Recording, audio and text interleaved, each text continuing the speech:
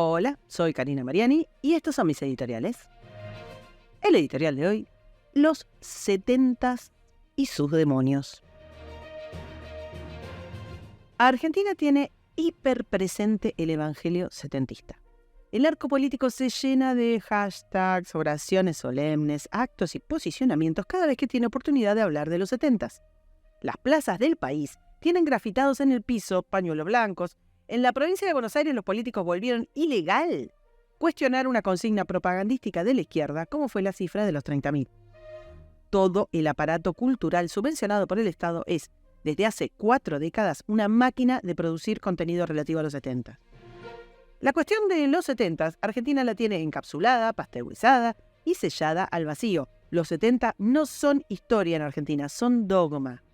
Sin embargo, cuando alguna narrativa pinta por fuera de los límites impuestos por el establishment, las voces de indignación se disparan, yendo desde acusaciones de nazismo o negacionismo a incómodas declaraciones acerca de soltar la época. Aparece entonces una contradicción. ¿Qué parte de los 70 deberíamos soltar? ¿La artística, la científica, la regional, la local? ¿Por qué soltar los 70 y no otros momentos violentos de nuestra historia del mismo siglo XX o del XIX o de anteriores? ¿Es posible soltar la historia? ¿Puede alguien decretar soltar la caída de Constantinopla, la Revolución de Mayo o la Guerra de los 100 años? No, claramente esto no tiene sentido. Es solo una huida hacia adelante de quienes se pusieron un traje hecho a medida de otros. Les aprieta, les tira de sisa, pero sacárselo significaría quedar desnudos. Porque en 1983 se instaló en Argentina un molde para metabolizar los acontecimientos relacionados con la violencia setentista que pautó la manera en que las personas debían sentir, opinar, juzgar, recordar y pensarse a sí mismas acerca de ese momento concreto, un corte temporal aislado, separado de precedentes, que comienza en marzo del 76 y termina en diciembre del 83. En los albores democráticos, esto podía atribuirse a la turbación que significó para la sociedad ver puestas sobre la mesa, todas juntas, la lista de atrocidades cometidas por el proceso de reorganización nacional. Sin embargo, el juicio a las juntas selló para siempre la historia de las alternancias golpistas y el peligro de un golpe militar quedó definitivamente enterrado en Argentina. Ninguna inestabilidad, ningún estallido social, ninguna reivindicación, ningún político, ninguna condición externa o interna podrían reavivar ese fantasma específico. Se trata, posiblemente, de nuestro único logro en décadas. Pero en lo relativo a la historia comenzó a crecer una reescritura de lo que Sábato distingue como la época convulsionada por el terror. Se impuso una pertinaz amnesia selectiva sobre los acontecimientos y movimientos políticos violentos existentes en toda la región desde 1959. Era un relato cándido, según el cual hasta febrero del 76 Argentina era un vergel de paz, virgen de violencia e influencia de la Guerra Fría. Este reduccionismo maniqueo fue sobrealimentado por el kirchnerismo que, sabiéndose débil, compró legitimidad abrazando la narrativa castrista de reivindicación de la violencia terrorista, a la que llamó Juventud Maravillosa. Denodadamente se ocultó la forma en la que dos bloques imperiales antagónicos usaron a América Latina como patio trasero de sus disputas. Y sobre todo, se cayó la intervención del Estado cubano en los turbulentos años que precedieron al golpe. En julio de 1960, Fidel Castro manifestó su compromiso de ser el ejemplo que pueda convertir a la cordillera de los Andes en la sierra maestra del continente americano. Esto es lo que decía Fidel, y por eso envió invasiones guerrilleras a Panamá, a Haití, a República Dominicana y a Nicaragua, que terminaron en un estrepitoso fracaso. Entonces se centró en la entrega de armas y en el adiestramiento dentro de la isla de miles de revolucionarios del mundo deseosos de levantarse en armas. Cuba apoyó la guerrilla en Guatemala, Colombia, Perú, Brasil, Venezuela, Argentina, Costa Rica, Chile, Ecuador, El Salvador, Honduras, México, Nicaragua, Paraguay, Puerto Rico, República Dominicana, Uruguay y además en Argelia, Siria, Congo, Angola y Etiopía. En un mensaje a los pueblos del mundo publicado en abril de 1967 por la revista Tricontinental, el Che Guevara, el sangriento Che Guevara, formuló su famosa consigna de crear 2, 3, muchos Vietnam, mientras viajaba hacia la expedición intervencionista a Bolivia, fiasco que terminó con su vida. Aislar la historia argentina del contexto internacional es una práctica común que se implementa en todo el sistema educativo y cultural. Cortar una porción de tiempo como si se tratara de una fábula infantil le permitió al socialismo seguir al mando del relato a pesar de la implosión del fin del siglo pasado. Ocurre que se trata de un relato muy frágil, que se rompe ante un análisis complejo. Tiene sentido que la izquierda quiera protegerlo. Pero desconocer el pasado es mal negocio para los que pretenden mejorar el futuro. Y si la cobardía o la displicencia llevaron a un sector de la sociedad a tragar la papilla cocinada por el socialismo post-soviético, bueno es que otros se atrevan a plantarle cara a la idea política más asesina de todos los tiempos, cuyo dominio de la región es hoy flagrante. Argentina, como otros países del continente, se posicionó claramente del lado de Estados Unidos en la crisis de los misiles de 1962, en la que se ratificó la hegemonía norteamericana en América Latina. Pero el acuerdo surgido de ese conflicto de no importunar a la dictadura castrista permitió que Cuba se transformara en una escuela de insurgencia mundial. Así, la expansión del experimento comunista tercermundista cobró nuevos bríos y la región fue víctima de un proceso de reagrupación y conversión ideológica de las organizaciones armadas. Fue un factor común ver cómo fascistas o nacionalistas de pronto se pasaban a militar a las filas socialistas. América Latina es clave en el proceso de difusión de la lucha armada a escala global, articulando la colaboración entre grupos separatistas europeos o panarabistas de Medio Oriente con las organizaciones latinoamericanas. Surgieron por doquier organizaciones armadas admiradoras del éxito militar, diplomático y político de la Revolución Cubana. Y, si bien aparecían en contextos sociopolíticos diversos y distantes, las agrupaciones empezaron a tener en común un marco de interpretación geopolítico marcado por el antiimperialismo y el anticapitalismo, que sería la argamasa de estas estructuras violentas. Existía otra cuestión alrededor de la experiencia cubana y era el marco de la acción guerrillera. Hagamos un poco de historia. Con el discurso secreto, Khrushchev expuso el genocidio estalinista que la intelectualidad marxista mundial se había ocupado de tapar. Y entonces la Revolución Cubana pasó a reemplazar a la Unión Soviética en el lugar de la utopía. Grupos de intelectuales, de políticos, de universitarios comenzaron a desafiar el monopolio del marxismo que tenían los partidos comunistas orgánicos que respondían a la Unión Soviética. Confrontaban la estrategia de la coexistencia pacífica que había adoptado entonces la Unión Soviética en pos de una larga transición hacia el socialismo. Eso es lo que planteaban. En contraposición, Cuba ofrecía la necesidad inmediata de la violencia revolucionaria. El deber de todo revolucionario es hacer la revolución, les vociferaba Fidel Castro a principios de los años 60. El exitoso modelo cubano, que consistía en la introducción de grupos armados en zonas de montaña o selva, el famoso foco guerrillero, era mucho más seductor para estas nuevas organizaciones. El manual revolucionario difundido por escritos como los del Che o de Debré machacaba en la cuestión de la voluntad del revolucionario, del sujeto revolucionario.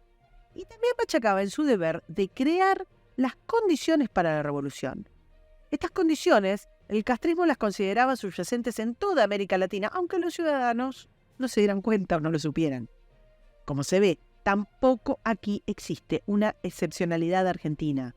Con diferentes contextos económicos y políticos, el caldo de cultivo que desembocaría en los 70s era un factor común de los líderes revolucionarios mundiales.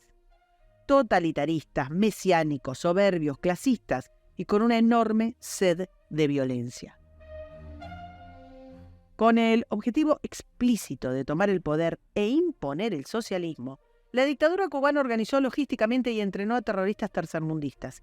Y los lazos que allí se forjaron permanecieron por años, pudiendo actualmente corroborarse la permanencia del apoyo ideológico y económico que subsiste entre el socialismo del siglo XXI y las distintas dictaduras o grupos políticos de izquierda de todo el mundo. Hacia finales de los 60 y comienzos de los 70, estos lazos ya se extendían al marco de los movimientos estudiantiles y religiosos de distintos países. Cobran allí especial importancia y sirven como justificación ideológica la circulación de textos sobre la teoría de la dependencia y los estudios postcoloniales. También las corrientes del catolicismo progresista y la teología de la liberación ganan mucho protagonismo y son difundidas por sacerdotes que en muchos casos llegaron a incorporarse a las organizaciones armadas de la izquierda. El regreso de Perón, o las condiciones socioeconómicas, o cualquier otra excusa, solo eran la propaganda local de un movimiento internacional y de un proyecto de poder mucho más amplio e interconectado del que Argentina fue solamente un ejemplo más, uno entre muchos. Pero quien repase los distintos abordajes de la historia contemporánea argentina podrá constatar la empecinada indulgencia con la que se trata a los grupos terroristas setentistas. Se justifica su accionar justamente tomando de referencia ese encapsulado de la historia del 76 al 83, que impide recordar la forma en la que estas organizaciones atentaron sistemáticamente contra la democracia y contra sus ciudadanos. Se callan los asesinatos, los secuestros y las torturas, y se impide visibilizar a sus víctimas. ¿Qué daño podría hacer al sistema democrático homenajear a los niños que las bombas guerrilleras despedazaron? Simple, contar que el terrorismo setentista hizo del secuestro y del asesinato su leitmotiv borra del relato sus pretendidos fines idealistas. Borra su altruismo. Los expone como los asesinos totalitarios que siempre fueron. Desear para ellos un tratamiento conforme a derecho, en lugar del accionar inhumano del proceso, no puede significar exculparlos de sus atrocidades y tapar sus crímenes. La victimización de los terroristas tampoco es una excepción argentina. Es el corpus ideológico que permite el retorno incesante de todos los delincuentes líderes del socialismo, hoy chavista.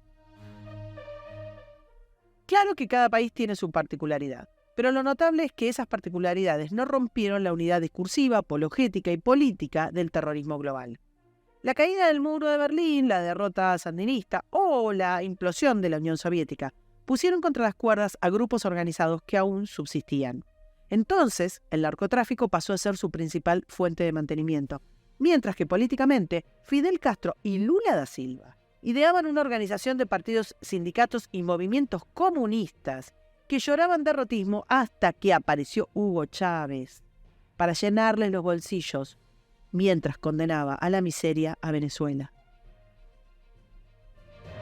El Foro de San Pablo fue un renacimiento del castrismo corrupto y asesino, y el continente volvió a caer en la trampa, y Argentina tampoco fue la excepción. Una nueva oleada de producción fabulada comenzó a tener por protagonistas a quienes habían sido partícipes de los movimientos guerrilleros unas décadas antes. Abundan los escritos autobiográficos y apologéticos de líderes terroristas. Este siglo se llenó de indemnizaciones, de indultos, de acuerdos de paz, de escaños y leyes de privilegio para servir los deseos del terrorismo setentista, que jamás abjuró ni de sus objetivos ni de sus métodos. En cambio, una sociedad latinoamericana aborregada, ignorante y perturbadoramente ilota no hace más que aceptar sus premisas y usar el erario público para mantenerlos como las rémoras que son. Increíblemente, la sociedad que con sabiduría se inmunizó para siempre de la influencia del golpismo militar no tiene la menor defensa contra la influencia del discurso guerrillero. Tanto así que el país se convulsiona con solo nombrar a las víctimas. Afortunadamente, de la dictadura militar hablamos en pasado absoluto. Sin embargo, no podemos decir lo mismo del proyecto socialista, de sus protagonistas, de su ideología asesina y de sus objetivos políticos que siguen vigentes asolando al país, a la región, y que siguen adoctrinando generaciones, mintiendo y conspirando contra la democracia liberal. Bien haría todo el arco político en revisar sus desfalcos, sus alianzas y sus difamaciones y sobre todo los mecanismos con los que atentan contra el ordenamiento democrático, apedreando congresos, quemando edificios y estaciones de subte, cortando rutas y amenazando ciudadanos, usurpando tierras y proclamando integrismos étnicos o religiosos, corrompiendo la igualdad ante la ley, creando privilegios y leyes que consagran el derecho penal de autor, gerenciando movimientos sociales para amenazar la gobernabilidad y creando organismos internacionales para influir en las constituciones de los países. En esto, de nuevo, Argentina no es la excepción. Es urgente situar a Argentina en el contexto mundial para ver cómo estos fenómenos se replican en la región y dejar de contar la historia con un ojo en el ombligo. No es entendible la actualidad sin analizar la complejidad del setentismo y la vigencia fundamental de sus demonios. Esta forma de autopensarse no es exclusiva de los sectores de izquierda o peronistas, sino que fue adoptada por la mayoría casi absoluta del arco político. Cabe preguntarse si para soltar el setentismo no sería prioritario soltar primero ese corpus simbólico que parasita el universo cultural, enfrentar a los matones de una buena vez, dejar de financiarlos, de justificarlos, de idolatrarlos y sobre todo de darles una entidad política que jamás merecieron.